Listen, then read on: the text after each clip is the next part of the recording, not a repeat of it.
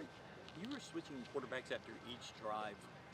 How did they get in a rhythm, and why does that make the most sense for you right now?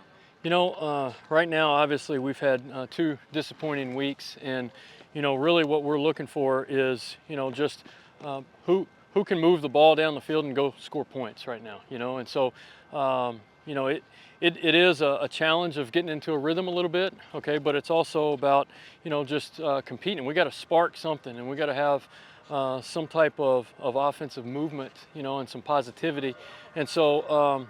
We kind of rolled those guys on Saturday, and obviously each of them has their own strengths and their own weaknesses, and we've got to find kind of that spark on offense to get us going.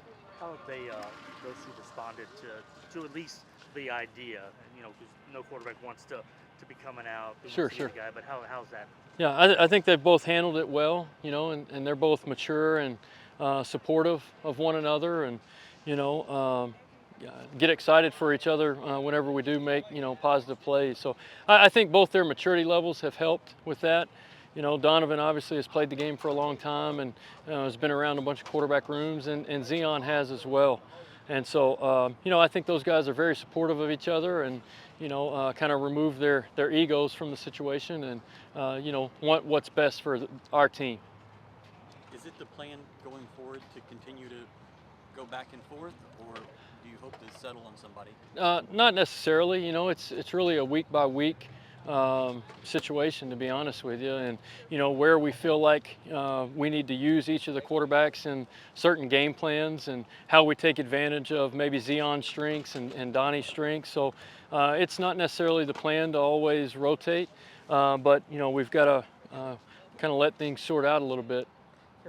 After the game, Willie mentioned about team wide on offense, how maybe guys not knowing as much of the playbook or the assignments as they should, and he even alluded to that there could be some simplifying to it. Can you kind of tell a little bit about that? What's Yeah. going on there? I think after every game, all of us are critical of ourselves, and we're always looking for what we can do better.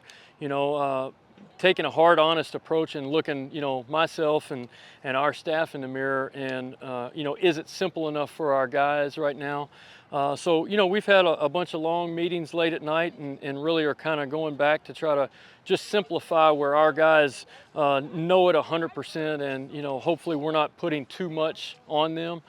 A lot of times us as coaches, you sit there and you watch a bunch of film and you see, hey, this thing's good, this is good, this is good, this is good, and you don't have enough time in the week to properly, prepare it. So we're going to kind of go back and see if we can simplify some things and put our guys in the best spots, and really just play fast, because our our effort, we were pleased with the effort, right? Where we're lacking right now and our mistakes lie within our details and our discipline, and obviously we had a couple of explosives that got negated, right, because of, some penalties, and we got to play smarter there, you know.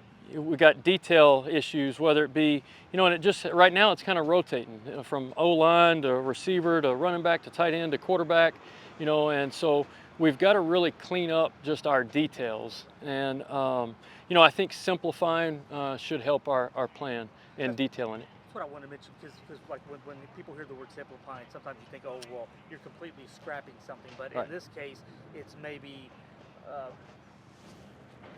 working on some, or dialing back on that. But you're not necessarily taking plays off the plays out of the Correct. rotation. Yeah. No, the plays will still be in there. Probably be, maybe less, presentation, and we do a whole lot of stuff to present a bunch of different looks, and right now we need to be able to just get our guys lined up and play fast. What have you seen from Dakota White that got you to move him into the starter role? Dakota and David, have both kind of been going back and forth early in the year, and we thought Dakota had a good week of practice last week, and wanted to give him a shot to roll a little bit and see what he could do in his rhythm, and both those guys, though, expect to continue rotating and both playing for us at that left tackle spot. The tight end position sort of continues to evolve. How do you maybe off of this last game, getting them more involved. How do you feel like that's gone? Yeah, obviously Jaden York and Malik Carr are two talented guys, and we've got to continue finding and exploring ways to get them the ball. They do a good job in the run game, and obviously we use a bunch of different personnel groups. We've got to keep growing, their touches and their get it tos. And find ways to, pass the ball, throw it, without having to max protect and use those tight ends every time. Are you always in the booth, or have you always been in the booth? Not always, no. Is there value to being on the field where you?